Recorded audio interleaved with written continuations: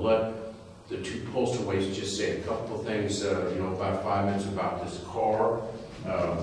Why don't you come up here, Chuck, and tell us a little bit about how this was restored. This is General Pershing's car, so this is a big deal. Okay, now, walking around over here. Yeah. A little bit about it. Our father purchased that car in 1953 from an estate settlement in Fairfield, Illinois. And Dad was 38 years old and I was 11. And just a few months after he got the car home, he got a letter from Lottie Sexton, which was the secretary and the bookkeeper for H.G. Ferguson. And in that letter, she stated that the car was originally built for General, or he wasn't General then, but for John J. Pershing, custom built by Cardo Company, and that Mr. Ferguson, H.G. Ferguson in Fairfield, purchased the car from the Packard Company. So then Dad started doing some more research and everything on it, trying to find out the connection between H.G. Ferguson in Fairfield and John Pershing of World War I thing. And come to find out that they both went to West Point together. I think they were about a year apart at West Point. Well, then some time passed, and Pershing, he became in the military, and H.G. Ferguson had a woolen company and a manufacturing business in Fairfield, Illinois, which made underwear and BVDs. And later, he got a contract from the government to make the underwear and everything for the military, and that's where the connection between Ferguson and General Pershing came about. And H.G. Ferguson had about 300 employees in Fairfield, Illinois, where they made underwear and things for the military. So when the Packard went back to the Packard Company, Ferguson purchased the car. And that's how it wound up in his possession. And then when he passed away in 1949, and they settled the estate in 53, which my father bought it, for $150. And he had a garage business out on Franklin Street by Pigeon Creek. And that's where that top picture there started out when he bought the car home. So Dad took the car apart, and by 1956, it was in the condition that you see on the top right couple rows of pictures. It was all disassembled and everything, and by 1956, it was in that condition. And it sat in that condition. Like Dad said, he had 4 kids to raise and school to pay and mortgages to do and everything, and the car just sat and never did get anything done. And in 1988, Dad was 75 years old, and we all got together. He had a heart attack. He had a stent put in, and we was talking and everything that if we're going to get this car together, we need to kind of get on it to get working. So me and my brother and Dad, like I say, he was 75. I'm 74 now. So I'd have to hang around another year before I started on it. So we all got together and completely restored the car back to its original condition. And George, he done all of the woodworking in it, and me and Dad was a mechanic. I was a mechanic growing up.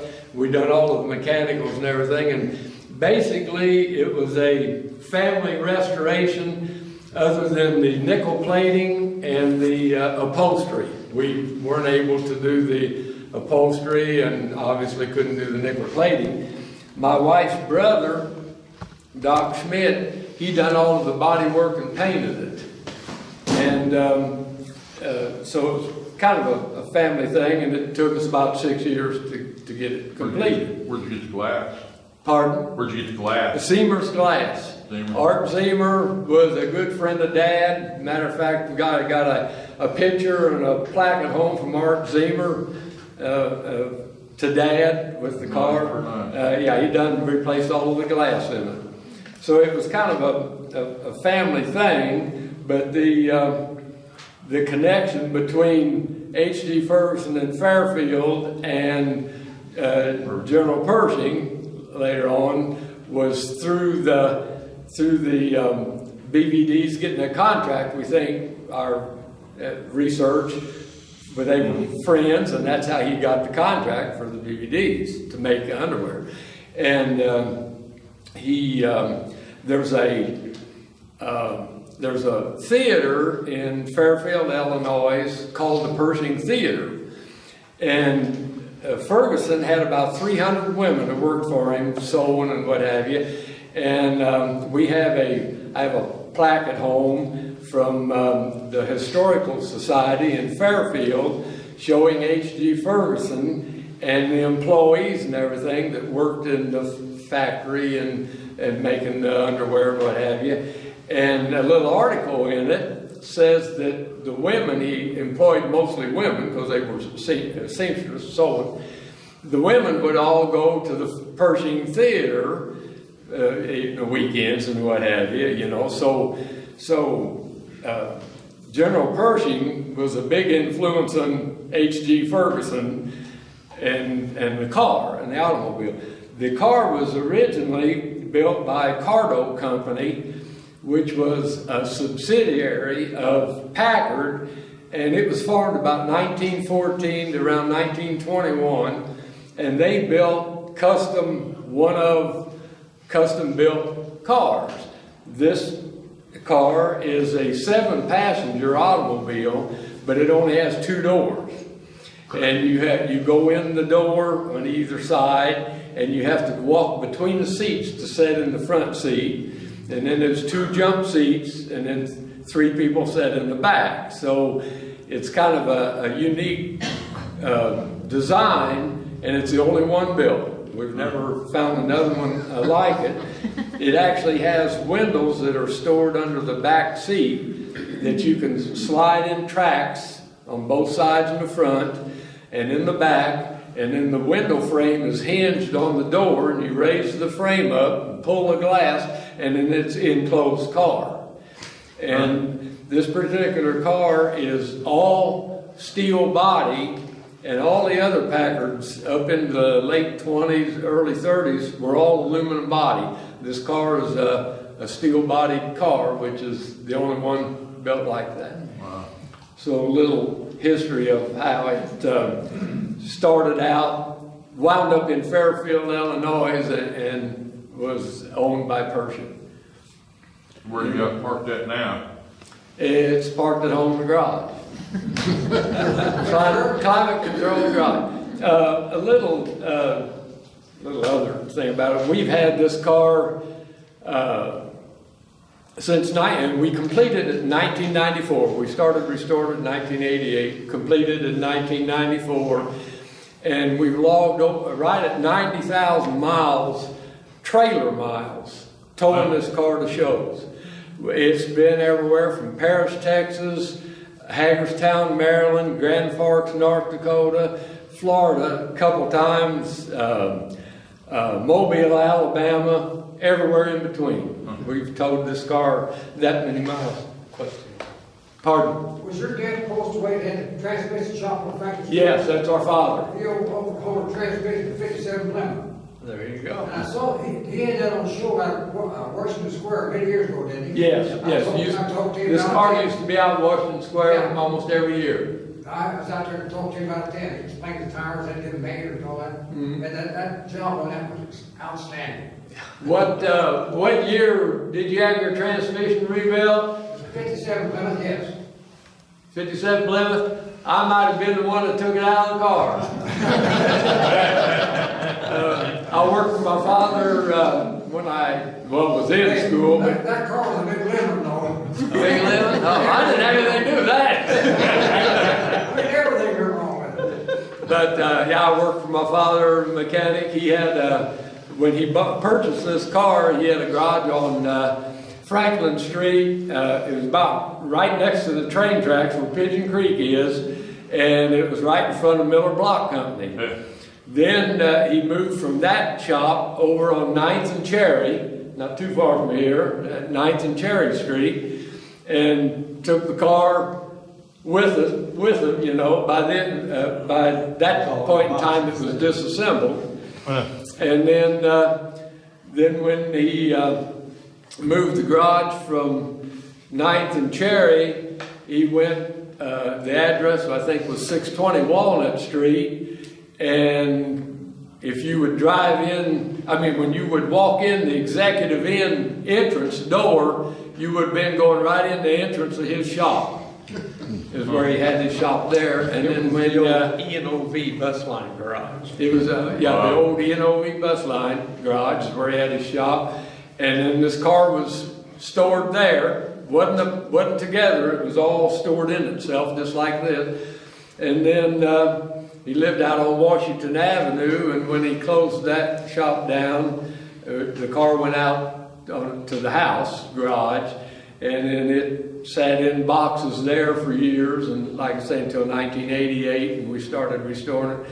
And we got it done in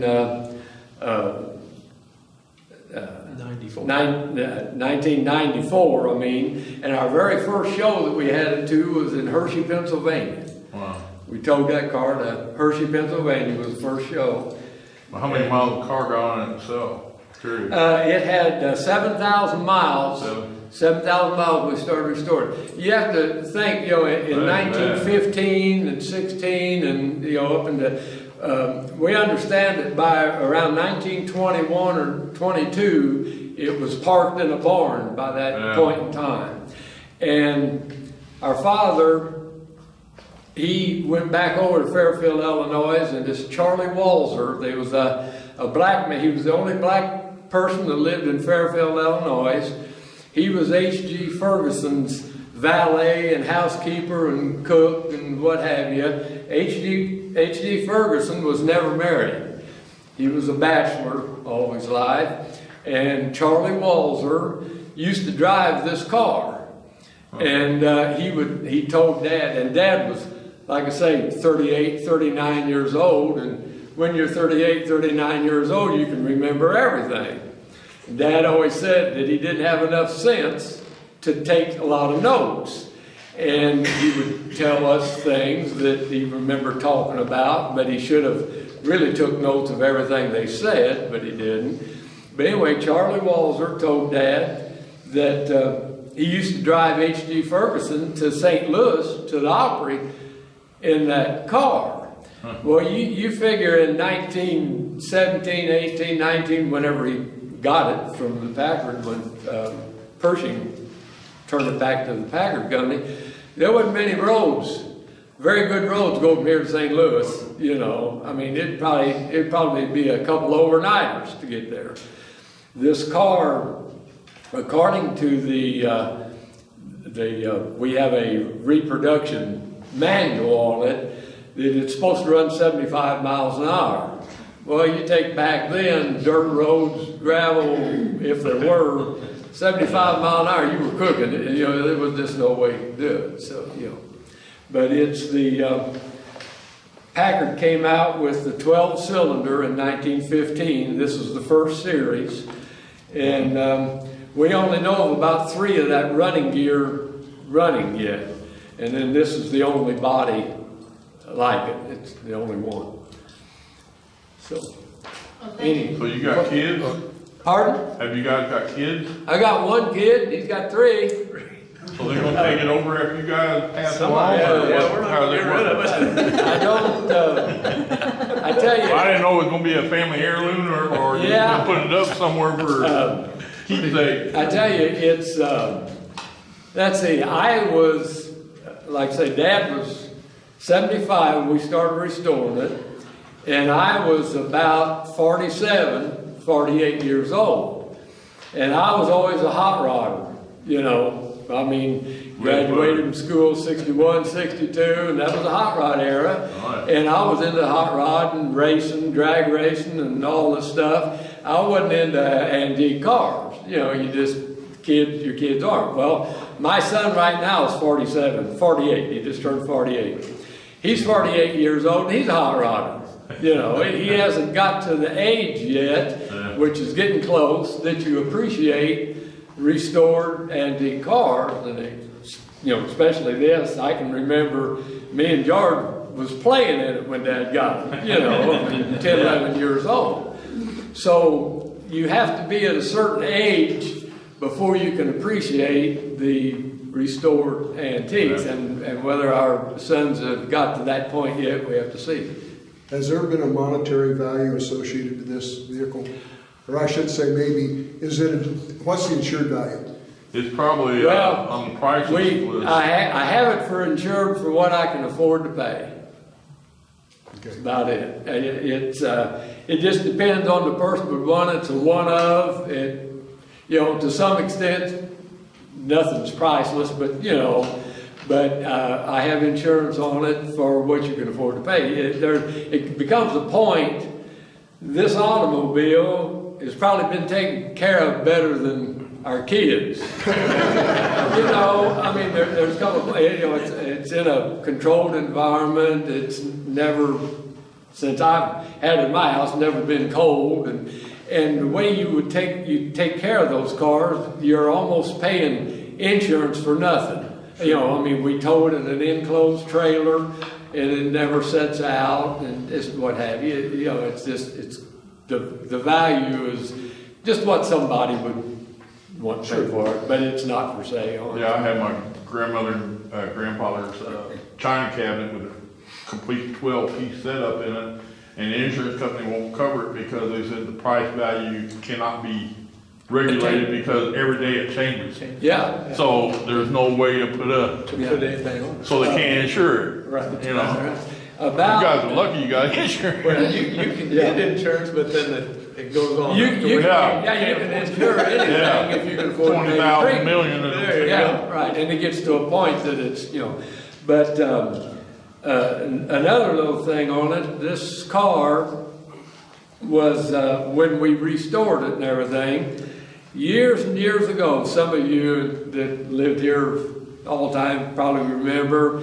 there used to be a Ed's radiator shop. It was by Ore Iron Company over here. And this has been back in the 50s when Dad took it apart. The radiator had some damage in the front end of it. So he took it over to Ed's radiator, and Ed turned the radiator core around, put the bad spot on the inside. From the outside, it looked good. That was in 1954 or 5. Well, when we restored the car, we went ahead and put it all back together. It looked good and everything. And the same way with the wheels. The wheels are wood spoke wheels, and they were 100 years old now, but they looked good back then. We painted them and what have you, and we put them all back on. Well, through the years of driving it and this and that, next thing you know, the radiator developed a leak. The wheels were starting to get rickety. I mean, several years ago when we were taking the shows, it was even then. So it's been almost a year ago, maybe not quite. About 3 years ago, I mean, the car wouldn't run. I took it to a show down in, it was down in Tennessee. Can't think of the name of the town right now. Anyway, I loaded the car in the trailer, and we drove it down to this car show in Tennessee. And it didn't seem like it was running too good when I put it in the trailer, but it sets a lot, you know. I mean, I just started up to go. So anyway, I got down there, and it rained. I never seen it rain so hard in my life. It rained and rained. I mean, just buckets. Well, when it come time to get the car out of the trailer, I thought, heck with it. What I'm going for, it isn't worth getting this thing sopping wet. I just let it sit in the trailer. We went to the banquet, ate the meal, and just let the car sit. So I get back home Sunday evening, drove back home with it, and I thought, well, I'm going to go out and unload it and put it back in the garage. I couldn't get started. I worked on that car for 3 days, never could get started. So finally I took my lawnmower and I pulled it out of the trailer and pulled it in the garage and started investigating why it wouldn't start. And the timing chain had stretched.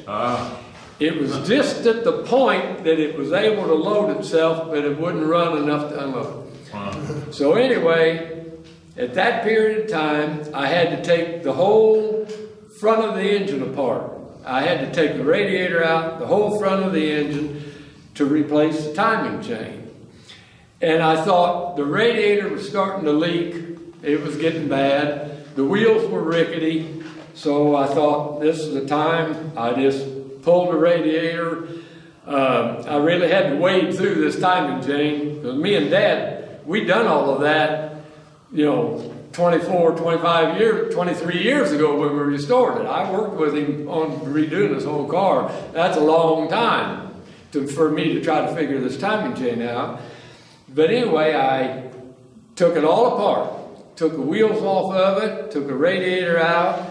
I had a new radiator core made for it up in Maine radiator. They built the radiator.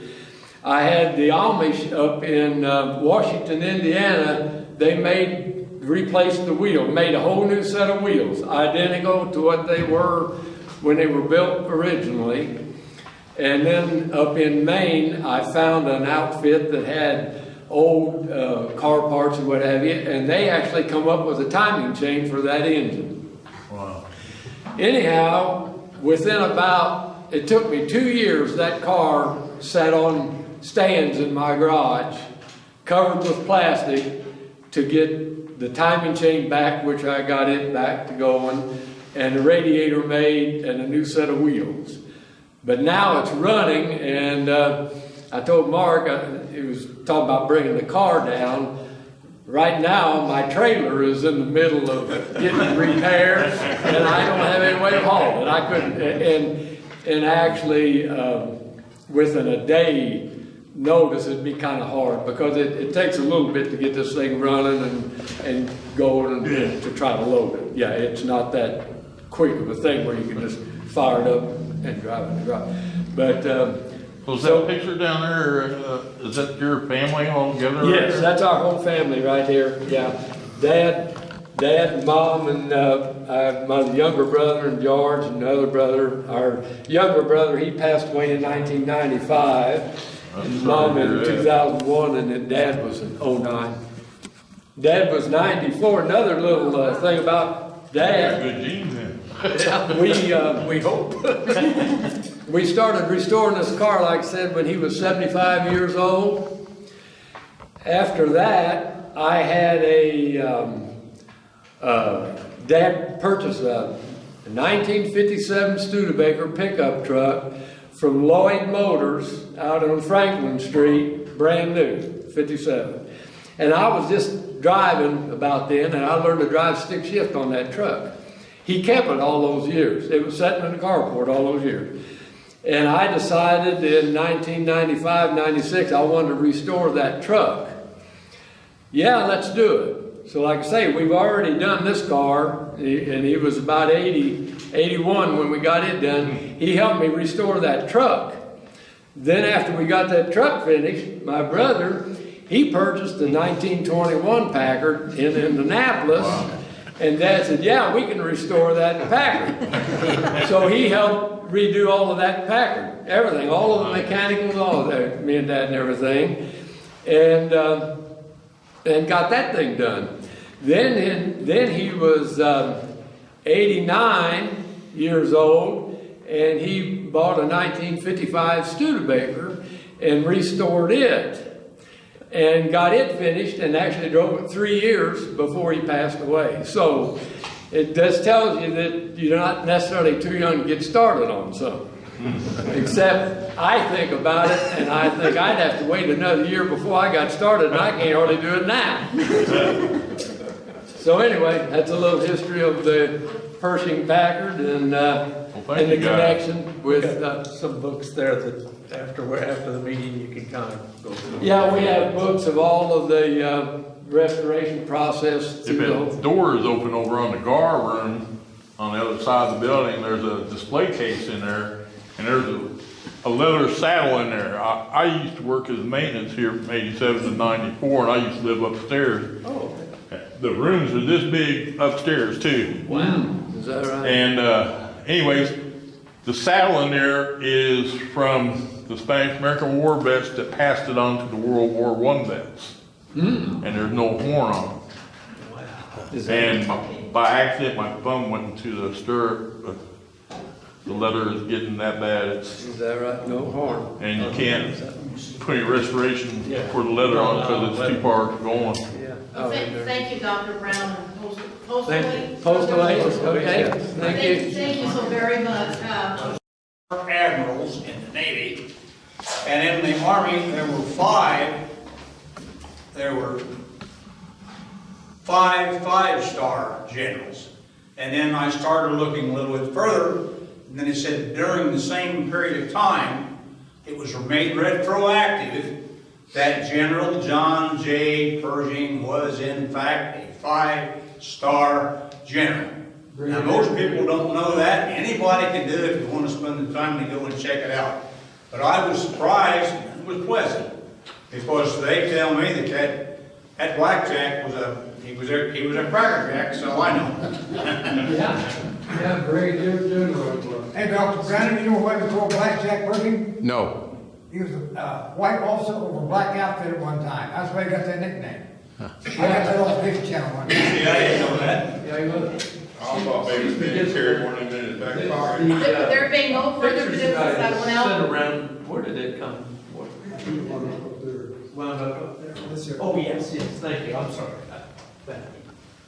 There being no further business, I will now proceed to close the promenade in due form. All present will conduct themselves accordingly.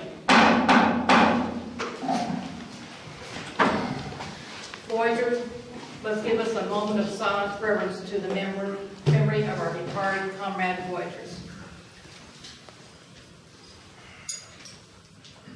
Let us pray. Almighty God, our Heavenly Father, in whose hands are the living and the dead, we give Thee thanks for our departed comrade voyagers who have offered their lives in the service of the country. Grant them Thy mercy and the light of the presence, that the good works which Thou hast begun in them may be perfected, and that increasing in knowledge and the love of Thee may go from strength to strength in the life of perfect service in Thy heavenly kingdom. And now, O Lord, support us all the day long of the troublesome life, until the shadows strengthen and the evening comes. The fever of life is over, and our work is done. Then, in Thy mercy, grant us a safe lodging, a holy rest, and peace at the last. Amen. Amen. Monsieur Coleman Forger, you will advance and retire the flag of our country. Lord, God of food, I have salute.